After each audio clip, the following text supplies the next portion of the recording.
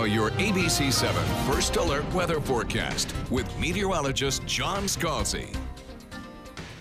So we're starting off the morning at 65 degrees with the dew point slightly cooler than it was yesterday, meaning slightly drier air, coming in at 64 instead of 67, which is where we were 24 hours ago at this time.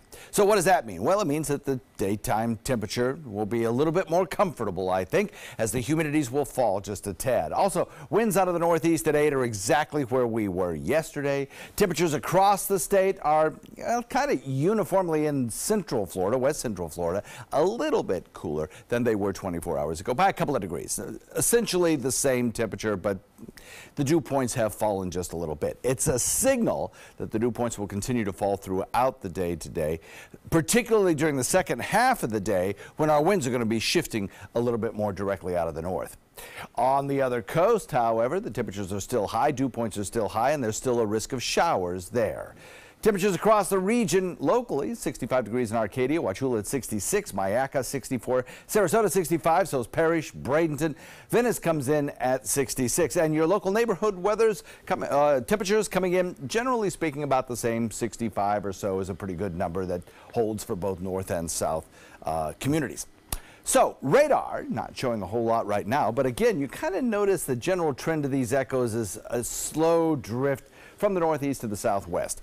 The other coast has a chance of seeing a sprinkle or two. I have a real hard time believing any of those showers will make it actually across the peninsula into our area. I think today we again stay pretty dry, and that should be the case throughout the morning hours certainly, but we do have a chance of seeing a little bit of patchy fog form. And while it won't be a big issue, it certainly could cause a little reduction in your speed in inland areas, Wauchula, Arcadia, Ona. Even Lakewood Ranch might see a little teeny bit of patchy fog. But if you're traveling north, the further north you go into central Florida, the thicker that fog becomes. And that could really be a speed limiting issue if you're heading up toward the northern parts of the state. There's front number one headed our way. That's going to produce some scattered showers through parts of the Ohio Valley stretching down into the northern Gulf Coast. As that approaches the state of Florida, that front is going to, well, not really cool us down, but it's going to help shift our winds and build in another high-pressure ridge that will reduce our humidities just in time for the weekend. So this is not going to be a big cool-down weather maker, but what it will do is make the air in the afternoon feel a little bit more comfortable. Yesterday, I think a lot of people thought that maybe it was a little bit too humid for this time of year. So we'll knock that down just a little bit. Humidity will drop. It'll still be a warm afternoon, no doubt about that, in the 80s, well above the average for this time of year, and we'll have mostly sunny skies across the region.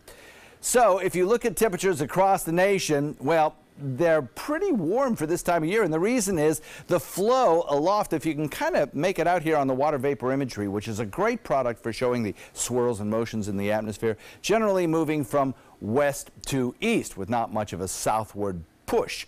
But that may change next week. Look at this temperature map as we put it into an 8-day motion.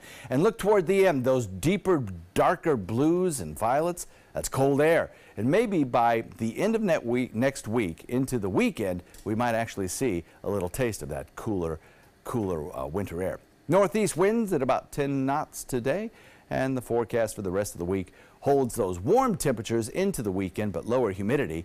And then next week with the next front, maybe a slight chance of rain showers and possibly some cooler weekend air.